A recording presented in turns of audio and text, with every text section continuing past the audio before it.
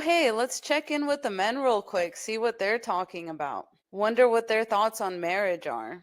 Let's just check in. Let's just see what they tell us. Straight from the horse's mouth, so to speak. Married from, since 19, what, 84 or something like that.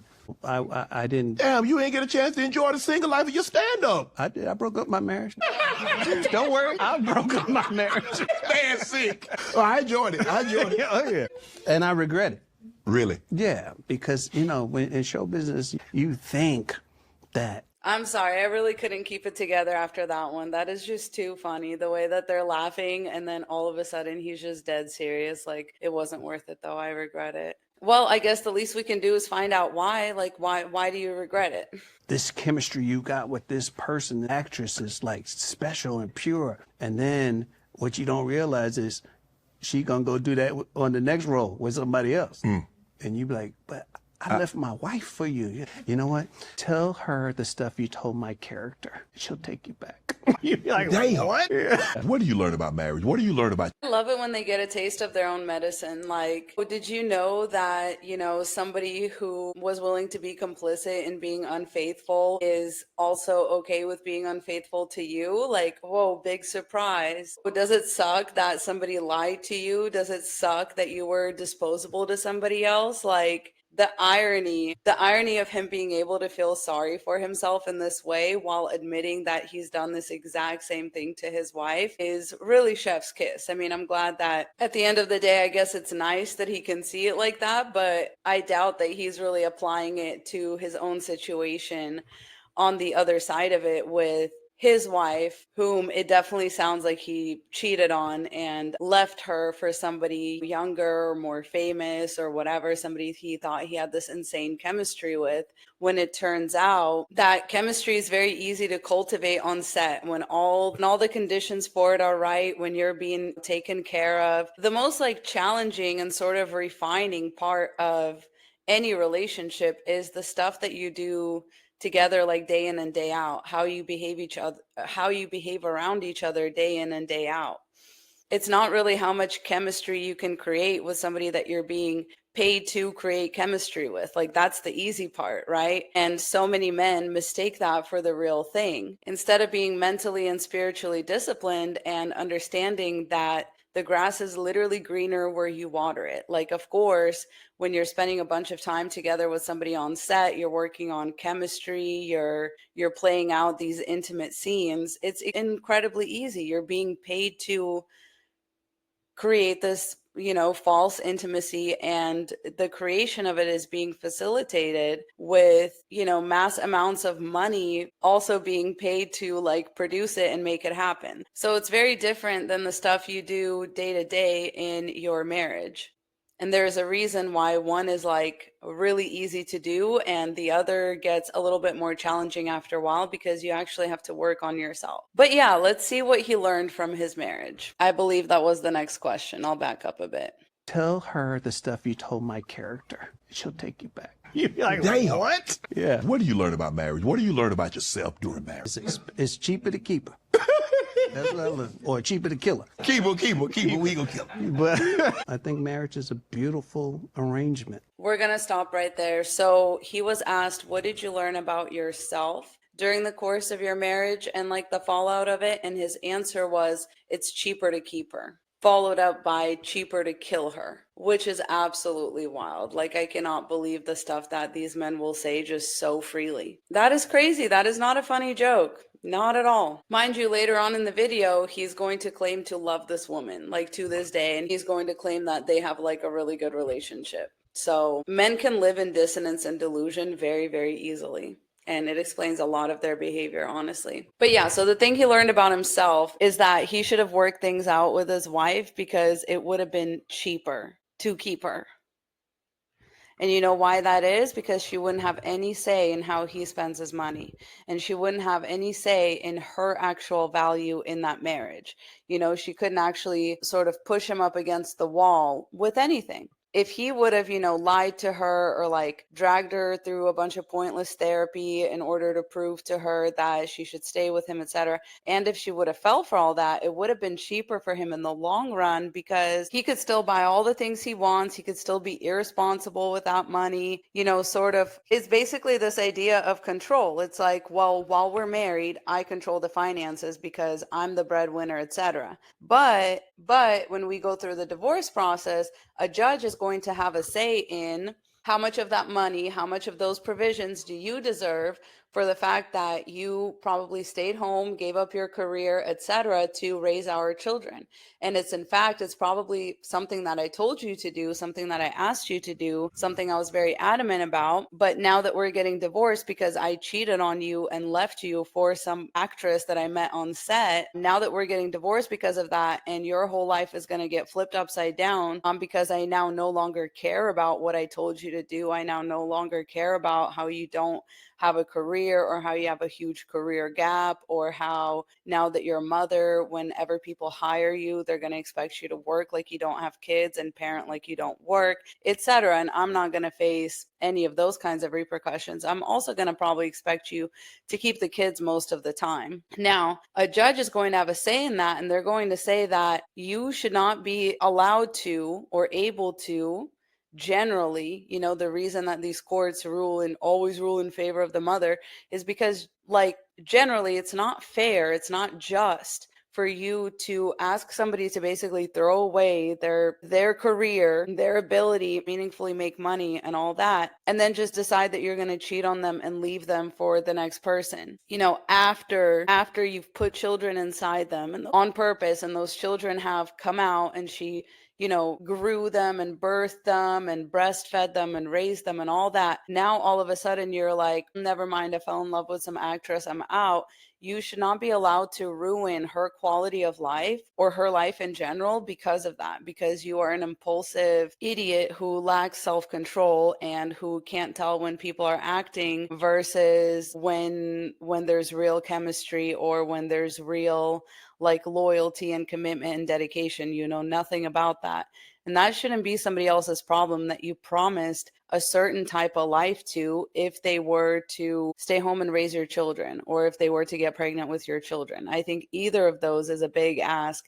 And if you're asking both, you should absolutely be prepared to part with half of your money in the divorce. I'm so sorry, but like that is an unimaginable ask. Honestly, if men could give birth, they wouldn't, ladies, just so you know.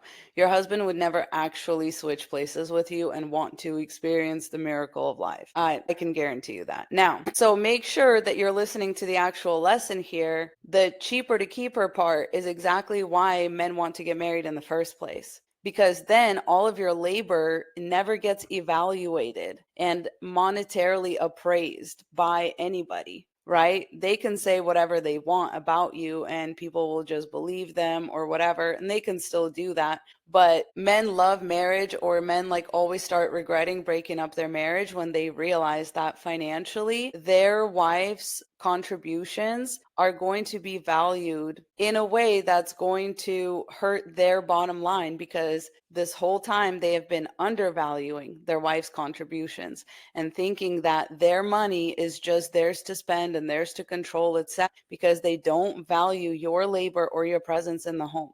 They'll be like, no, but I worked for this money, as if you haven't been working 24/7, 365, being pregnant, giving birth, raising the children, keeping the house, etc., as if you haven't been working. I was just too young and dumb to know that back then. Are you on good terms? Yeah.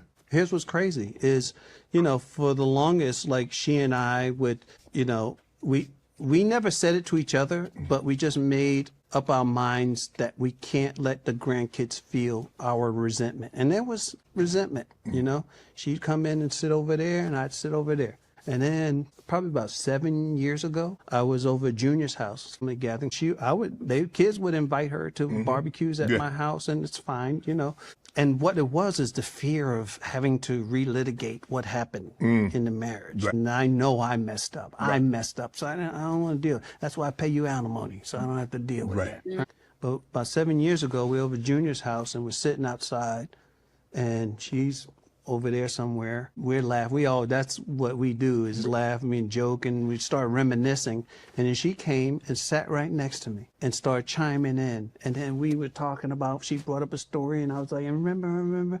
And the kids were like, but I could feel all the tension just leave. Dissipate. The relationship changed. I love her. And I was able to say, I love you. And she says that to me. When we see each other, I care for her. I don't want nothing bad happen. Right. Says the man who literally was like, it's cheaper to kill her mere seconds ago. It's just very interesting that he was so unwilling to accept the responsibility and the consequences of his actions. Like, yeah, obviously she's going to be a little upset. You blew up your own marriage and your own family for some actress that you met on stage, that you probably told her a million times not to worry about. You probably gaslit her, convinced her that you weren't cheating, etc. And at the end of the day, he still left you for her anyway, left your children and all that. And he thinks that, oh, I pay you alimony so that you will shut the fuck up about it. As if any amount of money could like really take away the bitterness and resentment and betrayal of like loyalty and all the lying and everything. Like, those are lifelong scars.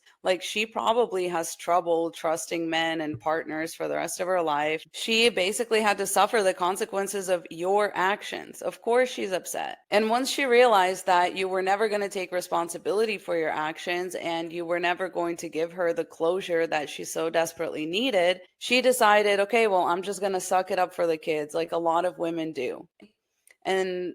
And this man was only able to be happy and cordial back with her when she decided to take on the emotional labor, or like aka the emotional L, of saying, okay, well, I guess he's never going to admit that what he did is wrong, and I might as well just play nice because the kids are clearly miserable, that we're not talking, that we don't get along. And she had to acquiesce in order for him to basically start treating her like a human being after he cheated on her and blew up their family and left them for an actress. Like, am I missing something here? This is crazy talk. Look at how comfortable men are around these microphones. You know what I mean? Like, but whenever I say anything a little sassy, they get their feelings hurt. But women are not supposed to get their feelings hurt by this shit. Like, I'm supposed to just listen to this like it's normal. The way he's discussing all of this so casually is honestly top tier disturbing to me, but I don't know about y'all. But trust me, somehow it gets a lot worse. So let's just keep going. Happened. Right. And it's maturity. Right. And she said the last week when I saw her, she's like, we did good by the kids, right? Mm-hmm. And we high-fived. Yeah. Wow. Marriage is not just the... So that part basically just further confirms that she had to take the emotional L in order to make things cordial enough for the kids, because it had gotten to a point where their inability to have like a respectful relationship was really getting to the kids. And at some point she had to give up the notion that the wrong that was done to her was ever going to be acknowledged or rectified or talked about in any way, which is what it sounds like she really wanted. But in Damon's mind, he was like, no, this is why I pay you alimony. Like, I'm basically paying you to be quiet. I don't want to talk about it. So he wasn't willing to do the emotional work that she wanted to do to like deconstruct and unpack the cheating, maybe unpack the relationship, maybe like attempt to explain where things went wrong, etc. And with his refusal to talk about it, he basically forced her into quote unquote being the bigger person for their kids, because he certainly wasn't going to do that, even though he was in the wrong initially and seems to admit that. But he also seems to think that the money should have made it better for some reason. But like a marriage isn't about money. And like, these men will be the same men who are like, oh, it's cheaper to keep her, and like, we don't want gold diggers and all this shit. But then when they have a good, loyal woman that's their ride or die, the mother of their children, etc., instead of treating her right and investing their energy into that relationship, they just go and cheat on her with the first woman that they quote unquote feel chemistry with on a film set or at work or whatever. Marriage is not just the moment, right? You have to get through moments. It's tough. I think marriage is beautiful, but marriage, when you get to the older years, where it becomes a ballet, where they don't say much. You know, after all these years, she know what shut up means. She not. And this was a moment it clicked for me. Let me know if you know what I'm talking about, because this right here is where you clock it every time. Men who don't like to hear women speak, men who are not interested in women who have a personality or hobbies or interests, and they don't want to hear about your personality or hobbies or interests, they don't like women. It really is that simple. They would listen to a man talk about all of that. Clearly, he's on a podcast with a man just yapping away, opening up emotionally, everything like that, all the things he wasn't willing to do for his wife, he's doing right here, right now with a man. So just, put two and two together. She make you a little coffee in the morning and your toast, not breakfast. So she's a quiet servant, basically. What you want is a quiet servant. Yeah, I wonder why your marriage didn't work out, friend. She figured out you need something to eat and come downstairs and the paper's there and you read it and y'all just exist together. You fart and you look at it, she ain't laughing. Okay, go back to the paper. Oh my God, how hilarious. It's crazy that you expect to be able to wholesale ignore a woman, like, unless she's making you coffee or bringing you toast or shutting the fuck up or something. But every time you fart, she's supposed to have a reaction. Every time you decide to pass gas, which is like not a talent or anything like that, she's supposed to laugh. She's supposed to be amused and entertained by that. The audacity knows no bounds, like truly.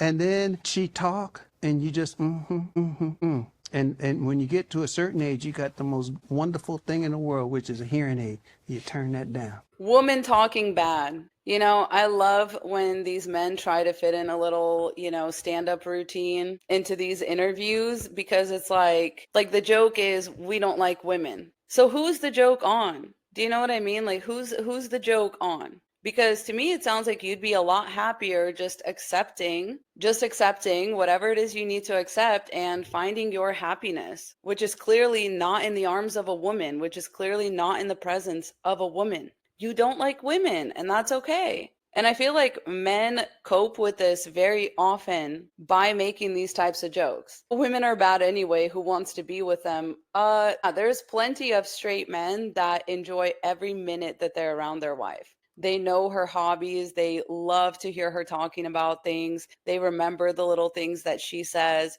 You're just not one of those men because you don't like women. You don't enjoy their vibe. You don't enjoy their presence. You don't enjoy their company. You don't enjoy their interests. Like, put two and two together. I'm begging you, because it's why are men allowed to exist like this, basically on the down low, and live in this delusional state that they're somehow meant to be with women whom they literally despise. Like, he's not even talking about a certain woman per se. This is just in general. This is hypothetical. He's divorced and he's not planning on getting married again. So he doesn't even know what this is like.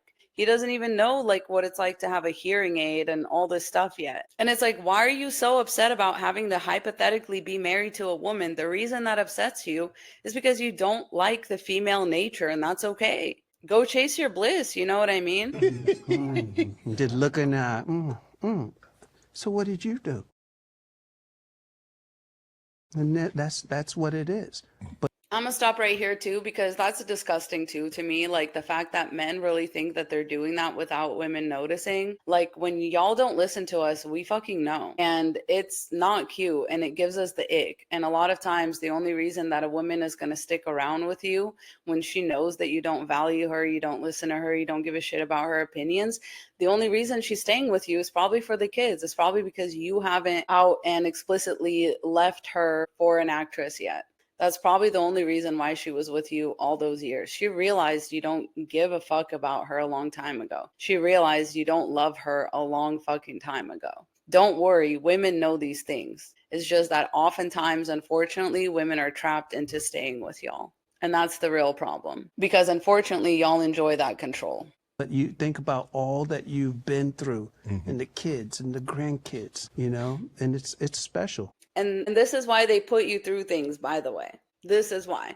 Because then they want to be able to to guilt you with that. Oh, what about the kids? What about the grandkids? What about all the fun times that we had? It doesn't matter. You threw that all away when you cheated on her with somebody you met on set. Like, it's literally that simple. But this is why men want to quote unquote put you through things, and this is why they're obsessed with getting women pregnant, even when they don't love them, even when they're on the down low or whatever, because it gives them these reasons to keep coming back into your life and profiting and benefiting from your free labor, benefiting from that sense of family and legacy and all that. Because one day they're going to realize that they've wasted their life and that they regret breaking up their marriage. And they're going to do their best to get back into your good graces because they know that you're the keeper of the emotional labor, the emotional stability of the family. Like, everything basically has been resting on your shoulders for a very long time.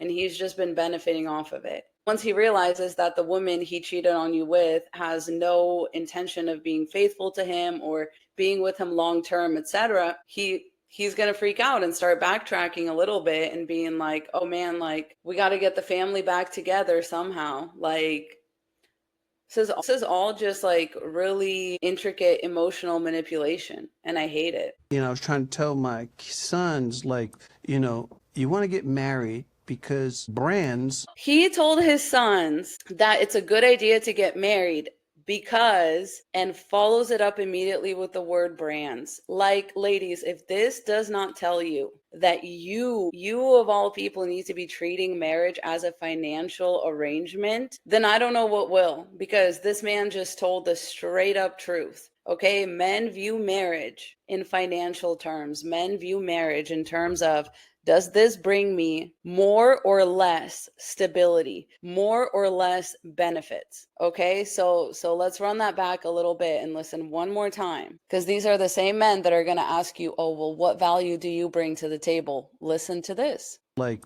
you know, you want to get married because brands want to know. If you think about Bill Gates and Jobs and, you know, all these guys, Bezos about to get married again. Why? Because when you sit down and people think about being in business with you, if you can manage your marriage, I can be in business with you because I know on a day-to-day you are having to humble yourself and have to kind of work through stuff. So with business, you'll do the same thing. I feel like you would do the same thing. So he's basically admitting that the best business people, the people that actually deal with money, and it sounds like you learned this the hard way, they want to work with married men.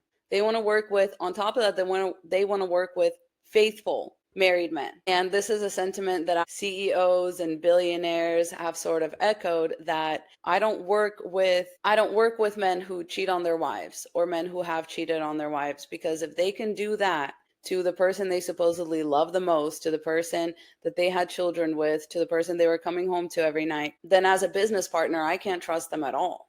Because I'm not even all of those things to them. They could backstab me way more easily than that. And it sounds like Damon learned that the hard way. So now he's warning his kids that, like, hey, marriage pays off. Marriage pays off. Being married is a mark of maturity for a man. No matter how much men make these jokes about marriage and about how much they don't like women, etc., they understand that marriage is one of those things that refines you as a person. Marriage is one of those things where, yes, you have to humble yourself sometimes. Marriage is one of those things where you have to have emotional intelligence to figure things out. And good business people actually value that a lot more than your status or your fame or whatever, because that even goes for brands. And so they don't just care about how famous you are. They care about what they're going to represent when they go to work with you.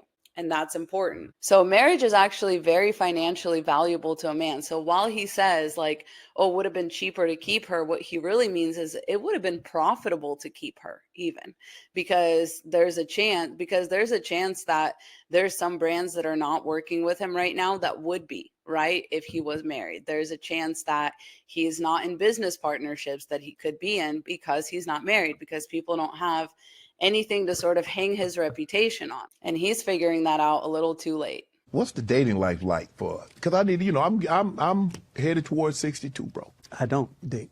I'm happy. You happy? I wake up in the morning like a kid. You know, you run outside and you come home smelling like pennies.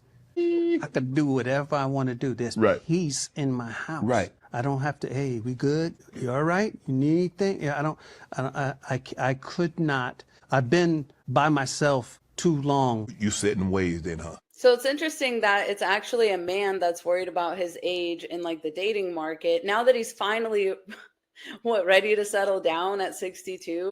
I love that. That's just a funny little detail that he's like, oh man, what's it like out there? Because I'm 62. Yeah, you're ready to settle down yet? Or are you still out there living the bachelor's dream? So you ain't getting married no more, huh? No, I never say never. Right. Because if some woman can climb over the wall of resentment and the bile that I have in my all the stomach, checks you done had to write. Yeah. For 25 years, I've been writing checks, the alimony. If she can come out, she was sent by God. That's a superhero. So yeah, really glad he's not dating. Really glad he's not going to get married again because yeah, he's right. She probably would have to overcome years of, I believe he used the word bile and what sounds like vitriol and another word he used, resentment, towards women because you did a woman dirty, because you cheated on a woman and she had the nerve to receive alimony checks from you to be able to maintain the lifestyle that you promised her.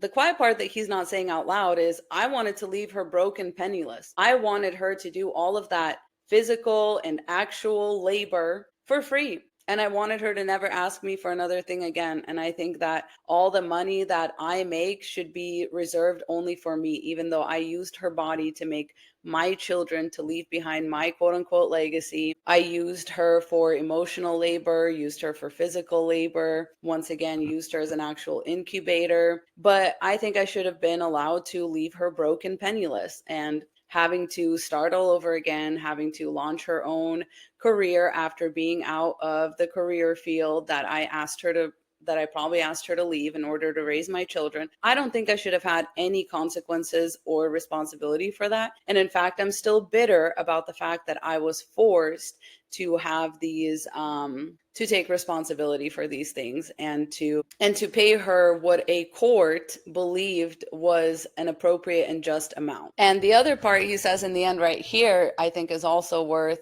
going back over. She can come out, she was sent by God. That's a superhero. That's a superhero. So listen, this is what men want you for, right? They want you to keep their life together. They want you to deal with their resentment, deal with all of their emotional issues, deal with all of your baggage. Like, she's supposed to be a superhero. And what are you supposed to be, friend? Like, what is the value proposition to her? Like, I just don't get it. These men really, really think they're the prize. And while they believe that they should be able to upgrade their woman, right, based on their status or how far they've gone in life, they don't believe that women should be entitled to shit after being used as a baby making machine and as an appliance for 10, 20, 30 years. They believe they should just be able to hop out, leave you for the next one. Mind you, men only leave when they have something else lined up.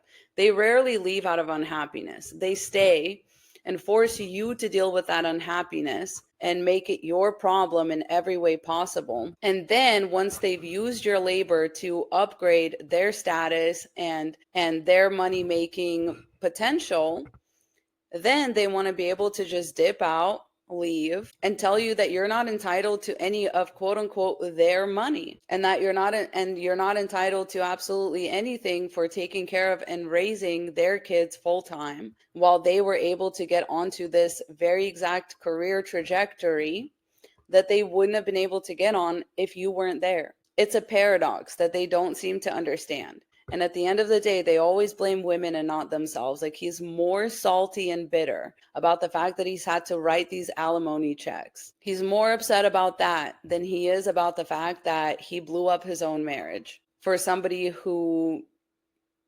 very clearly didn't care about him and wasn't going to be loyal to him. And he thought that felt bad when it happened to him. But he didn't consider the fact that he was cheating on his wife to be a big deal until the cheating didn't work out.